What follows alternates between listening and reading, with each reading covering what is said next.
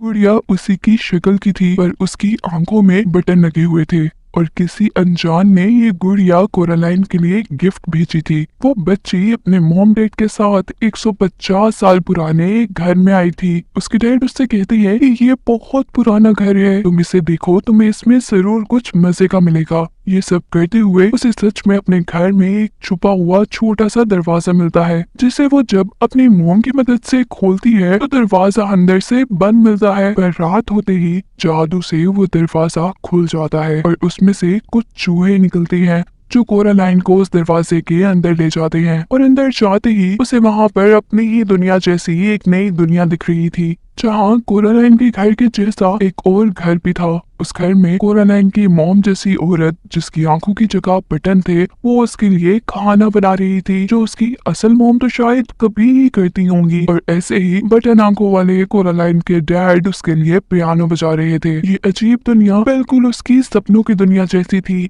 जहाँ वो हमेशा से अपने मॉम डैड का प्यार और उनका टाइम चाहती थी।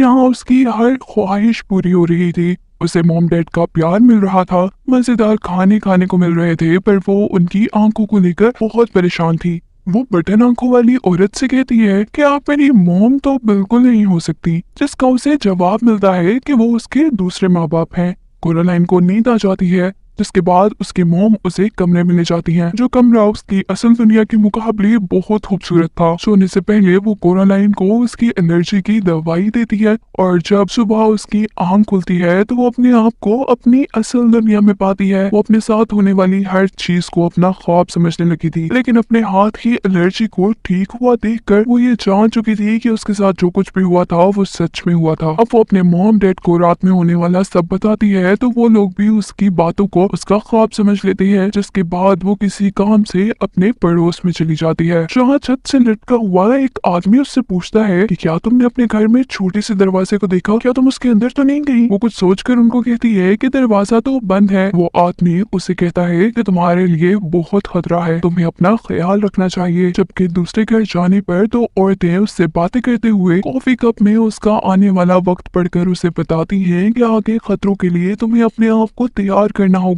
ये बात कोरालाइन को परेशान कर रही थी, क्योंकि दो लोगों ने अभी तक उसे खतरों से बचकर रहने को कहा था। घर के रास्ते पर अब कोई उसका पीछा करने लगता है, जिससे वो होशियारी से पकड़ लेती है, पर वो भी उसका पड़ोसी लड़का निकला था, जो उसे उनकी पड़ोसी औरतों के घर जाने पर ये कहकर मना कर रहा था कि मेरी दादों ने कभी मुझे उनके घर नहीं जाने दिया, क्योंकि उनको लगता है कि इन औरतों ने उनकी बहन को गायब किया था और बच्चों को गायब करना ही उनका काम है। रात में कोरालाइन अपने दरवाजे पर चीज रखती है ताकि चूहे उनके कमरे में आए, जिनका पीछा करते हुए वो दोबारा जादुई दुनिया में जा सके, क्योंकि वो दुनिया उसे बहुत पसंद थी। जब बटन आंखों वाली औरत बाग से उसे उसके डैड को बुलाने का कहती है, तो बाग में कदम रखते ही वो हैरान रह चुकी थी। जहाँ परिंदे उसे रास्ता दिखाती हैं, उसके आगे जाने पर सब फूल खिलने लगते हैं, जिनमें से कुछ रोशनी देने का काम करते थे तो कुछ कोरालाइन के साथ खेलते थे। सिर्फ यही नहीं, जहाँ ऊपर होकर वो उस बाग को देखती है तो बाग भी बिल्कुल उसके चेहरे जैसा बना हुआ था,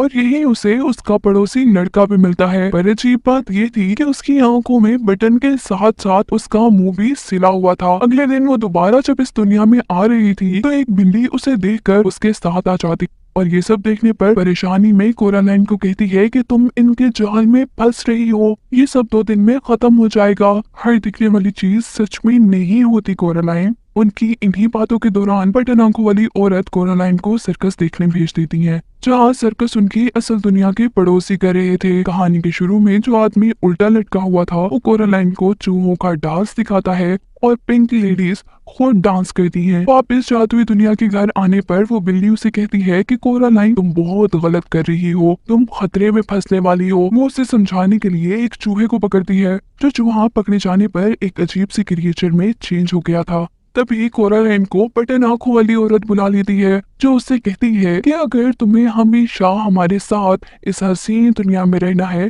तो तुम्हें अपनी आंखों में बटन लगाने होंगे। अब हर चीज कोरालाइन पर क्योंकि खुल चुकी थी, उसे अब बिल्ली की भी बात समझ आ गई थी, तो उसे इस बात का अंदाजा तो था कि वो आसानी से बटन लगाने से इनकार नहीं कर सकती। इसीलिए अब वो उनसे ये कहती है कि मुझे अभी नींद आ रही है और मैं अब सोऊंगी और सुबह उठकर ये बटन लगा लूंगी। कमरे में जाने पर वहाँ की हर चीज बोलते हुए उससे पूछती है कि तुम्हारे बटन कहाँ है, जिस पर वो सबको डांट कर कहती है कि मैं यहाँ से निकल जाऊंगी। टेंशन में उसे अब नींद भी नहीं आ रही थी। वो अपने आप से कहती है और आखिरकार इस कोशिश के बाद वो सो भी गई थी। लेकिन सुबह उठने पर वो अब अपने घर पर नहीं थी जैसे हमेशा होती थी। वो जल्दी से अब उसी छोटे से दरवाजे से बाहर जाने का सोचती है जिससे वो हमेशा यहाँ पर आया करती थी। पर बटन आंखों वाली औरत यहाँ उसे पकड़कर उसे बटन लगाने का कहती है और कोरालाइन के इनकार पर वो उसे अंधेरी दुनिया में कैद कर देती है, जहाँ उसे अपने जैसे बहुत से बच्चे मिले थे जो इन्हीं सब चीजों की लालच में आकर कैद हुए थे। वो बताते हैं कि बटन लगाने के बाद उस औरत ने हमें खा लिया और हमारी रूह को यहाँ कैद कर लिया। इसी जगह उसे अपना पड़ोसी लड़का भी मिलता है जिसका मुंह सिला हुआ था। मुंह खुलने पर वो उसे सच्चाई बताता है और उसकी मदद से वो अपने घर तो चली जाती है। लेकिन वहाँ बड़ी मुसीबत ये थी कि उसके मॉम डैड भी घर से गायब और उन्हें यकीनन बटन आंखों वाली औरत ने ही कैद किया था। इस मुसीबत में वो अपने पड़ोसी से मदद मांगती है जो उसे 100 साल पुरानी कैंडी से एक शीशा बना कर देती है, जिसे लेकर वो अपने पेरेंट्स को लेने के लिए दोबारा जादुई दुनिया में गई थी।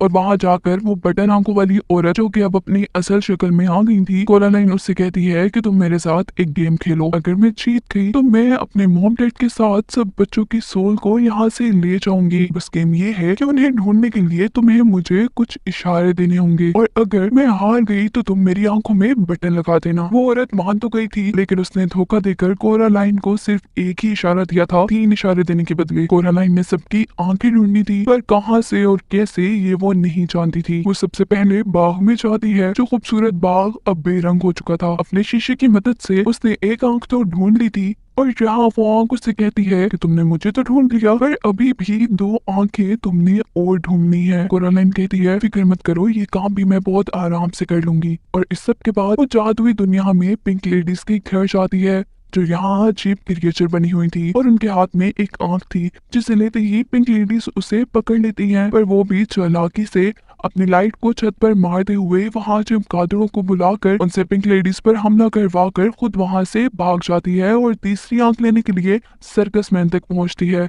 अब वो सर्कस मैन से तीसरी आंख लेकर जैसे ही अपनी जादुई दुनिया के घर आ रही थी तो उसे चांद के ऊपर बटन का साया नजर आ रहा था, जिसके कंप्लीट होने पर ये दुनिया टूटने लगी थी। और इस बात से वो जान चुकी थी कि उसके मिशन का टाइम पूरा हो चुका है। वापस जाने पर कोरालाइन से वो बटन आंखों वाली औरत पूछती है कि हाँ जी बताएं, हो गया आपका शौक पूरा? क्या आप अपनी आंखों में ये बटन लगाना पसंद करेंगी? जिस पर कोरालाइन कहती है नो, मुझे आंखें मिल गई हैं। ये सुनकर बटन आंखों वाली औरत बहुत ज्यादा हैरान हो चुकी थी। वो कोरालाइन से आंखें मांगती है लेकिन कोरालाइन भी बहुत चालाक थी। वो उसे आंखें देने से पहले कहती है कि चलो पहले बाहर का दरवाजा खोलो, फिर मैं तुम्हें दिखाऊंगी। जहाँ कोरालाइन की बिल्ली ने उसके मॉम डैड को भी ढूंढ लिया था, जिसे इस बटन आंखों वाली औरत ने एक मिरर के अंदर कैद किया हुआ था। कोरालाइन बिल्ली से उस औरत पर हमला करवाते हुए धोखे से अपने मॉम डैड को यहाँ से लेकर भागने वाली थी कि तभी उसके धोखे के नतीजे में वो औरत उसे अपने वेब में यानी अपने जाल में कैद कर लेती है, जिससे निकलना उसके लिए मुश्किल था। पर वो हार नहीं मानती और अपने मॉम डैड को घर लाकर वो मिरर तोड़ देती है जिसमें वो कैद थे। फाइनली अब कोरालाइन जीत गई थी, उसने अपने मॉम डैड को बचा लिया था। इस पूरे मिशन में वो बहुत ज्यादा थक चुकी थी, इसीलिए वो सोने चली जाती है और उन आंखों को अपने सरहाने के नीचे रख देती है। देखते ही देखते उसकी छत रोशन हो जाती है। जिन बच्चों की रूहों को उसने आजाद करवाया था वो सब उसे